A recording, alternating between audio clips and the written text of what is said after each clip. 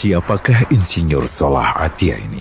Mengapa kematian beliau menggemparkan Kairo dengan pemakamannya yang dihadiri lebih dari 1,5 juta orang? Mari kita simak kisah dari Asosiasi Universitas Islam Mesir ini. Al-Kisah dari kampung kecil bernama Tafahna al-Ashraf, distrik Middle Ghamir, provinsi Dakohliah, Mesir. Ada 9 orang sarjana miskin lulusan Fakultas Pertanian.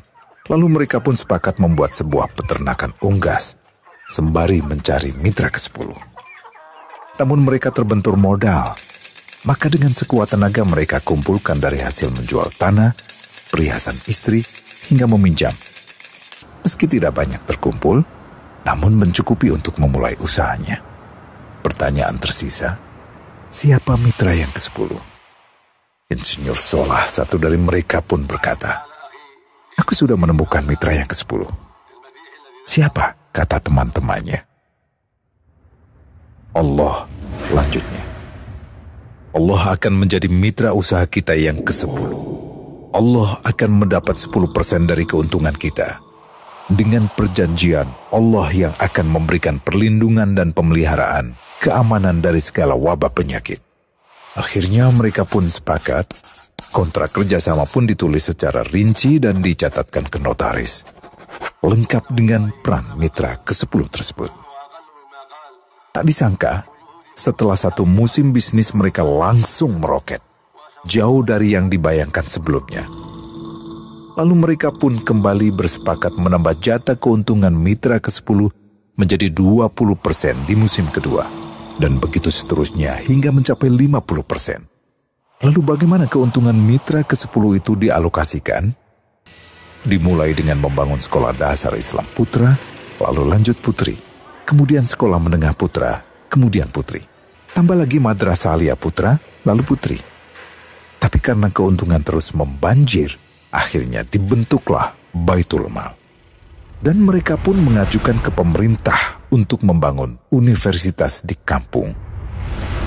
Awalnya ditolak dengan alasan tiadanya akses bagi para mahasiswa. Tak berapa lama mereka pun mengajukan pembangunan universitas lengkap dengan stasiun kereta beserta jalurnya dengan biaya mandiri. Akhirnya permintaan ini disetujui, dan pertama dalam sejarah Mesir berdirilah sebuah universitas di perkampungan kecil. Semakin berkembang, dibangun pula fakultas kedua, ketiga, keempat hingga asrama putri dengan kapasitas 600 kamar. Lalu asrama putra dengan 1.000 kamar. Tiket kereta api pun digratiskan untuk memudahkan transportasi menuju kampung tersebut. Tak cukup hanya itu, dibangun Baitul Mal berikutnya hingga hilang kemiskinan di daerah tersebut.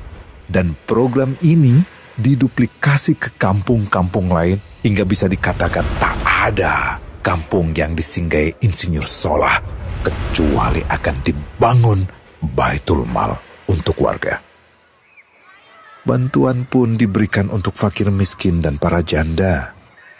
Pemuda pengangguran pun dilatih untuk mengelola perkebunan sayur hingga mandiri, bahkan sampai bisa mengekspor ke negara tetangga. Pada saat panen raya, seluruh penduduk dikirimi paket sayur. Di hari pertama Ramadan diadakan buka puasa bersama untuk seluruh penduduk desa. Mereka memasak dan hadir ke lapangan yang dipenuhi beraneka makanan. Disiapkan juga perabotan untuk gadis-gadis yatim yang ingin menikah. Dan ini semua merupakan sedikit dari banyaknya kebaikan yang dilakukan oleh Insinyur Salah. Hingga pada akhirnya disepakatilah keuntungan perusahaan 100% untuk Allah. Insinyur Salah yang awalnya adalah salah satu mitra usaha berubah menjadi karyawan Allah. Dia hanya menerima gaji, namun dia memberikan Tuhannya syarat agar membuatnya hanya butuh kepadanya dan hanya meminta kepadanya. Inilah sosok Insinyur Salah Atia, aktor utama kisah menakjubkan ini. Keikhlasannya membuat ia sama sekali menolak terkenal di media massa. Dan kini, meski orang yang melibatkan Allah ke dalam bisnisnya ini telah wafat, terbayang seluruh amal jariahnya yang selalu mengalir untuknya. Masya Allah. Pertanyaannya, akankah ini hanya menjadi sebatas kisah saja? Atau menjadi teladan bagi kita untuk mengikuti jejaknya?